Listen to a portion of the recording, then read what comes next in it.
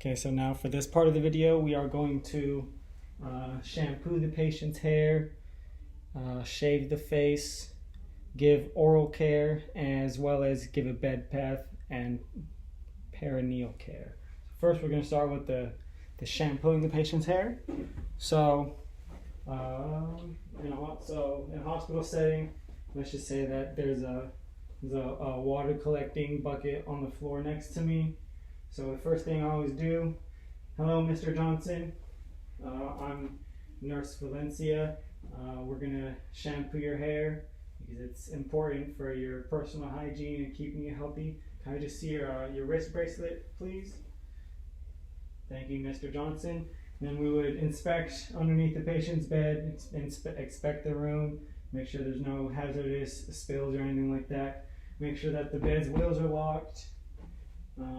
Gather all the materials before entering the room. So let's just imagine that there's a water collecting bucket next to me. Here, I'm gonna move the.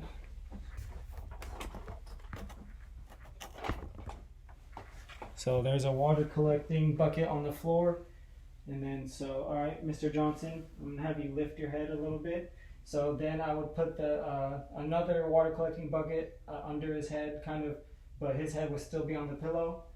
And then I would put a waterproof protector over the pillow as well. And then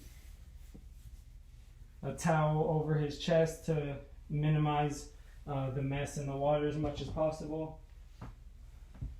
And then Mr. Johnson, would you like a towel over your eyes to protect you from the water of the shampoo? No. The patient said no, so I'm not going to do that.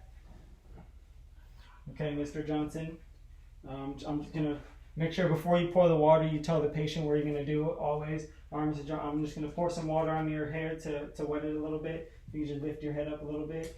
And then so you would pour the water over the patient's head, making sure it's fully wet. Make sure it's the front all the way to the back.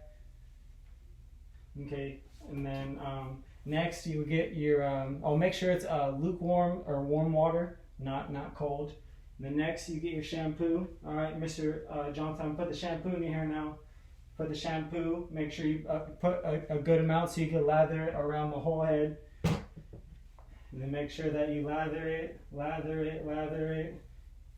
the whole head, the whole thing, and the back as well.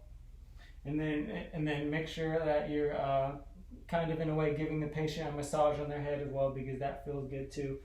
It's always about the patient's best care for the patient.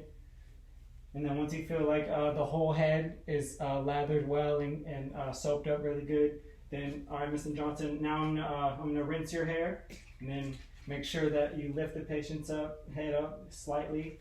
Rinse it, and then you can use the water that's in the bucket under the pillow to kind of help you rinse the back of the head.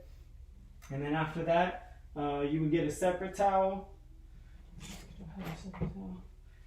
Let's just say this is a separate towel. And then lift your head up a little bit. And then you would wrap the towel around the patient's head and then help them dry it.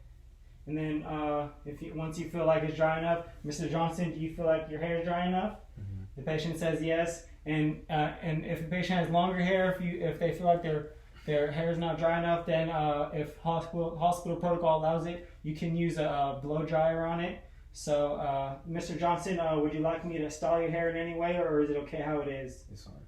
Okay. So Mr. Johnson doesn't want anything done with his hair, but in other cases you can use conditioner, or you can use a comb for people's hair, or maybe a brush. But Mr. Johnson's okay with how his hair is, so we're just going to leave it at that. Then you would dispose of all your equipment, make sure that nothing is overly dirty or overly wet or anything, make sure everything's dry. Raise up the side rail, dispose of all your equipment. And then Mr. Johnson, I'm just going to put the call light right next to you, so if you need anything, just press it. And your water is also right here next to your bed as well. And then, so that's pretty much shampooing a patient's hair.